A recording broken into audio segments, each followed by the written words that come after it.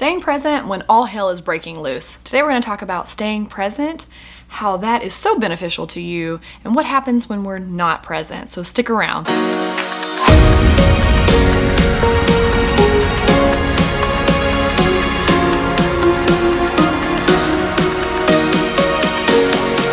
Hi, welcome to Lean In Warrior. My name is April, and on this channel what we talk a lot about is skin flushing, and particularly erythrophobia, that fear of turning red on your face or your chest or your neck.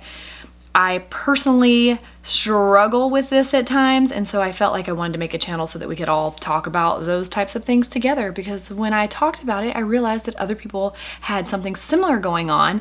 And then I was like, well, why don't we just all talk about it? And I realized it made me feel better because hashtag exposure therapy, hashtag talk therapy.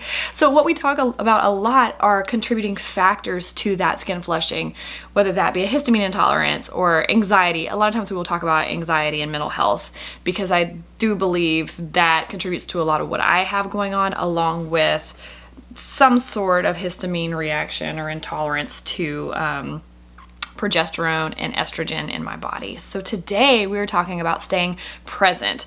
There's so much going on in the world today. I feel like there's always something going on in the world today, but there's so much going on right now, especially in America, because that's where I live, and all hell is breaking loose on the streets. And I'm not saying, we always have a disclaimer, I'm not saying I condone what's going on with the looting and such. The protests are incredible. There's so many great things going on with the protests. We have been a country divided for a very long time. My husband is a black man. My children are biracial. I have seen him go through his own struggles right here on our American soil. I can understand so much frustration and passion and heartache and anger and all of these emotions, because so many of us are experiencing them together. And I'm not on this channel to get political. I'm not on this channel to go down that rabbit hole, whatever it is. But there's a lot going on. And there's a lot of change that needs to be made. That is for sure, for certain.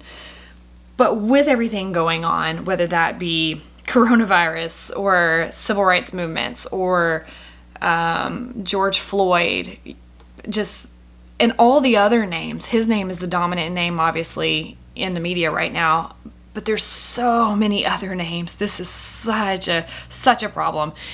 It can increase anxiety. Let me tell you what anxiety is. Intense, excessive, and persistent worry and fear about everyday situations.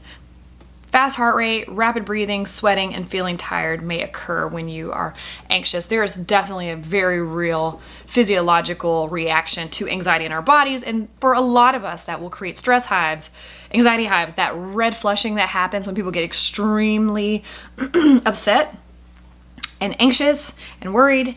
And what happens with that worry and anxiousness is you're starting to worry about something that's out there, somewhere in the future that hasn't taken place yet, which will create a physiological response in your body, which pulls you from the present moment. The only thing you have control over are your reactions right here in this moment right now.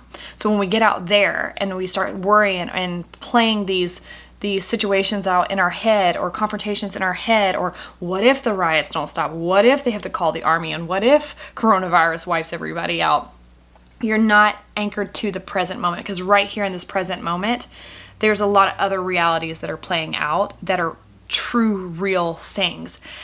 So one of the ways to stay focused on the here and now and just being present is to make sure you're breathing. I have made a video before about breathing and breathing techniques, and how the power of your breath can help bring you back to a centered moment and get your headspace wrapped back into the here and now.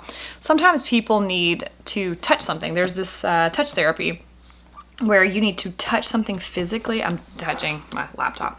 Touching something physically to know I'm in the here and now.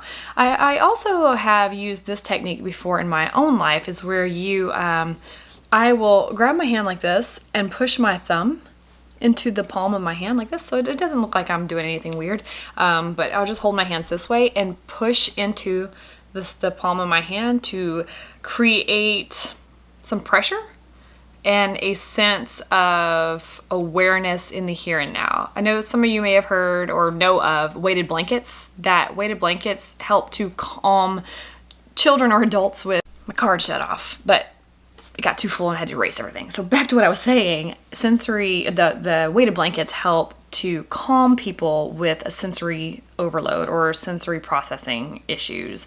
It just makes you feel weighted down. The weighted blanket, it makes you feel more present. It makes you feel more aware of your skin and your body, and your being brings you back to your center, brings comfort.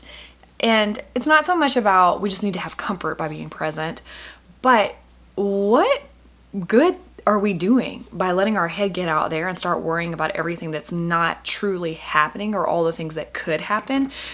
We are in a state of distress. Our nation is in a state of distress. Our body is on a cellular level or in a state of distress. This is normal, I think, when all hell is breaking loose around you. But what I'd like for you to do, what I want to challenge you to do, is to look at ways to become more present.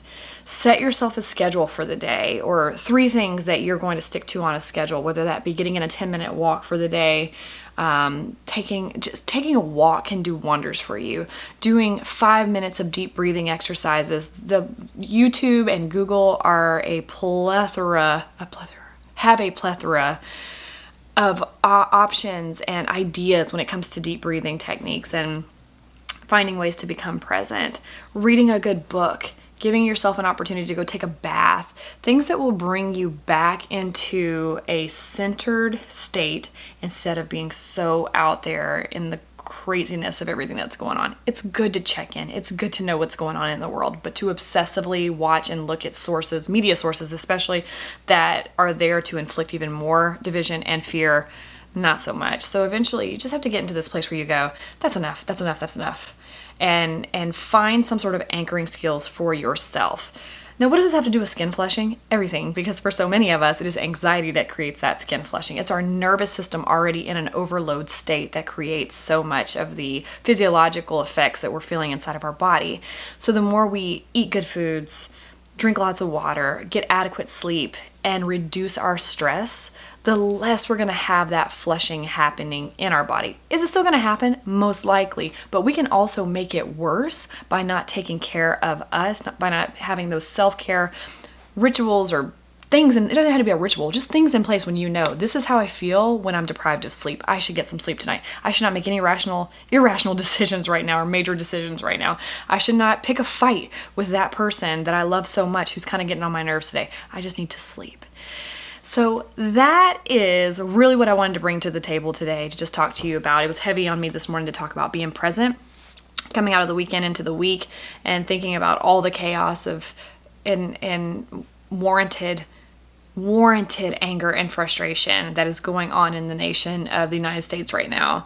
The division that continues to grow and expand and dilute down the heart of who so many of us are and the change that has happened in so many Americans, but we still have a long way to go. And if you're not American and that's not your situation going on, freaking awesome for you.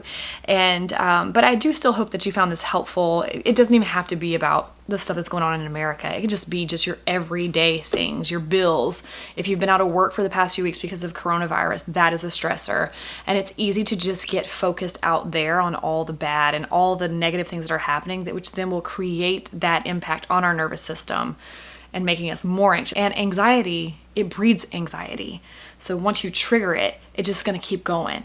Finding ways to center yourself and take care of yourself and know that you are worth those moments to yourself, those breathing moments to yourself, those reflecting moments to yourself. Take your shoes off, walk through the grass, ground yourself back to the earth and let yourself just release that anxiety of what could happen. Hey you all, this is all I have for today. A little bit of my ranting of, this is my place to have my outlet.